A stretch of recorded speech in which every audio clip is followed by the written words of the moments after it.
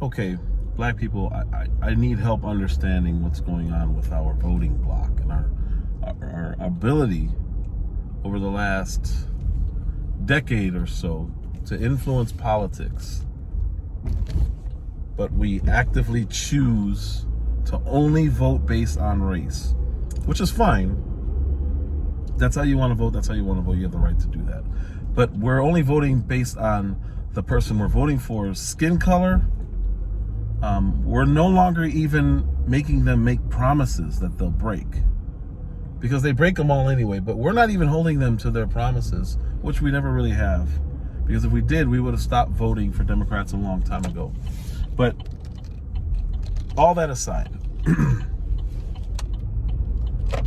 we were slapped in the face when Joe Biden said we're not black if we don't vote for him. And we're refusing to acknowledge how terrible he's been and how he hasn't done anything, like literally nothing, for the black community. But we're completely silent when he sends $40 billion over to Ukraine. I need help understanding this, because the money is there and can be applied when he declares an emergency. So our plights in the community, in the black community, whether it be homicide, whether it be abortion, whether it be overall poverty and all the crime that comes with poverty in every major city in this country. The higher the population, the worse off we are. And we get nothing. But Ukraine has a war, and we flood them with money, billions and billions and billions of dollars. Why don't black people get mad at this? Why am I the only black person who seems to get upset? Inflation is at an all-time high, or at least over the last couple of decades. Gas is $4 a gallon in Texas. I don't think it's ever been $4 a gallon in Texas. We're the oil state. Like, we can't travel because of gas. Our work, our salaries or hourly pay is decreased because of gas, nearly doubling since Biden has been in office. And he blames the war, but it has nothing to do with the war. It has to do with the pipeline that he closed down, that he promised he would do. And it has to do with inflation. Spending money that we don't have. Decreasing the value of the dollar. Eliminating the resources that it takes to have gas. So the struggle is worse now than it's ever been. At least since the mid-90s for black people. Because while they say we're employment, those numbers are so skewed because of how many people left the workforce. I don't know when they'll be able to recover and get accurate numbers of what real employment looks like right now. But what I do know is, as the cost of living goes up, because it's gone up, our trucking crisis through the shipping issues that the country's had,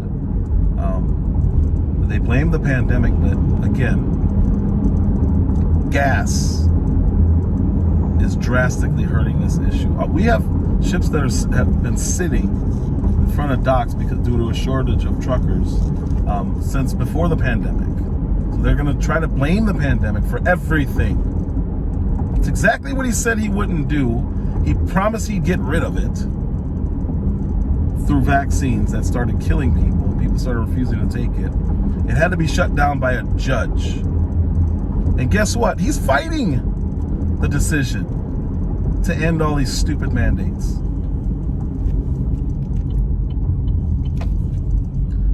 We're in a terrible position right now.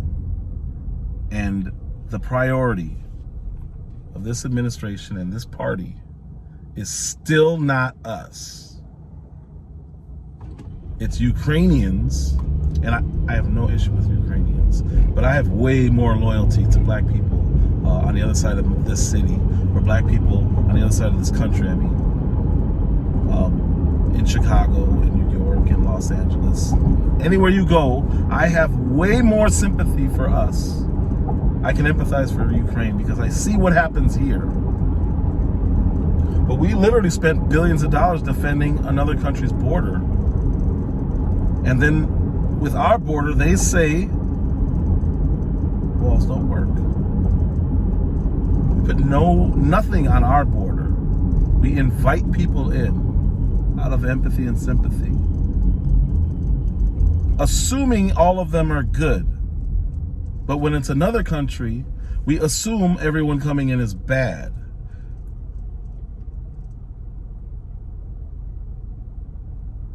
Does that make any sense?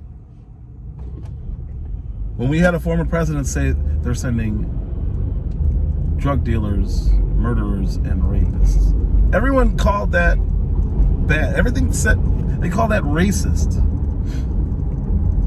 But in another country, we have to defend their sovereignty.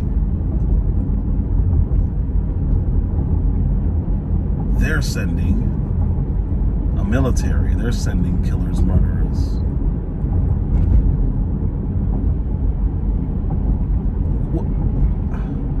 It's mind-blowing, the double talk that has been thrown at us all these years and all these wars.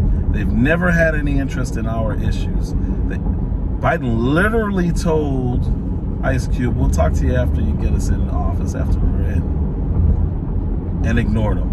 And nobody thought to look back and say, hey, maybe that was a swerve. Of course it was a swerve. $40 billion was just sent to Ukraine. When's the last time the federal government sent money like that to an inner city? To the south side of Chicago to help rebuild, to help businesses. Outside of opportunity zones, that's a great idea. And a lot of businesses took advantage of it. The problem is, in the middle of businesses taking advantage of that, we allowed riots to go nonstop for a year and a half and destroy those businesses. So they said, you know what? It's probably not worth it. The tax incentives aren't worth having a building be destroyed, burned down. We rebuild it, and now we lower the expectation on only this black community so that they can go in and they can steal whatever they want up to $999, and we won't even call, the police won't even show up. The racism and bigotry of low expectations. We lower the standard on only our education, by the way. We're the only ones held to a lower standard on math testing, on English testing, on science testing. What do we need more than that?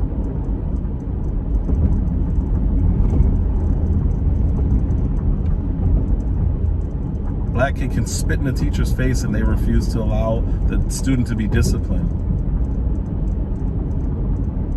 We're encouraging terribleness, mediocrity, bad behavior, and not only encouraging it, we're rewarding it by not allowing any discipline. What's easier to beat? A disciplined foe who studies hard, who works hard, who has integrity, or an undisciplined person with no education and no will to do anything because the system is against us? This is terrible. It's terrible. And every time we send money overseas with taxpayer dollars, federal money, meaning all of us paid for that, all of our paychecks get money taken out of it for that.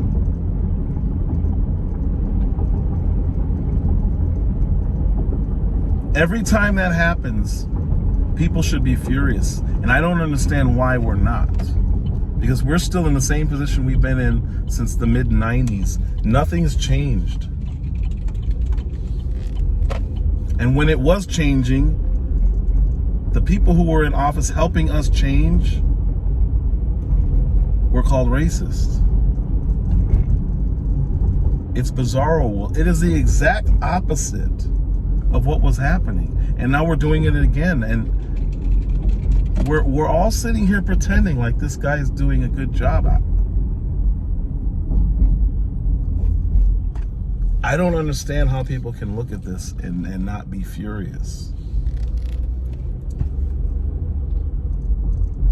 We're expected to do badly.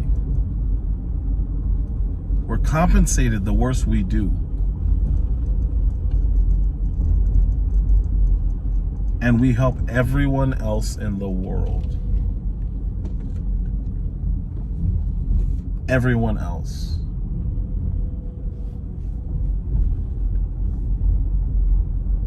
Makes no sense to me.